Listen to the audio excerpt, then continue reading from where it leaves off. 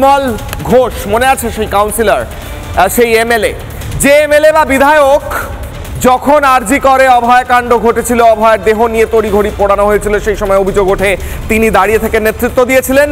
সেই নির্মল ঘোষের বৌমা, তারও নাম রয়েছে দাগী অযোগ্যদের লিস্টে। শম্পা ঘোষ, নির্মল ঘোষকে প্রশ্ন করা হয়েছিল এই নিয়ে, আপনার বৌমা কি বলবেন একবার দেখাই।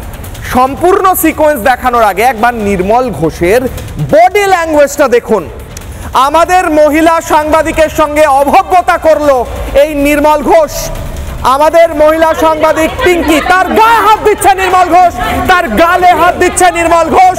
তৃণমূলের বিধায়ক, একই অসভ্যতা, একই অসভ্যতা, তৃণমূলের একই অসভ্যতা। মমতা বন্দ্যোপাধ্যায় ব্যবস্থা নেবেন, অভিষেক ব্যানার্জি দেখছেন, এর বিরুদ্ধে তো গালে হাত দিচ্ছে একজন মহিলা সাংবাদিকের, রিপাবলিকের, কারণ সে প্রশ্ন করেছিল এই চাকরি চুরি দুর্নীতিতে কেন এনার বৌমার নাম জড়িয়ে আছে সেই নিয়ে।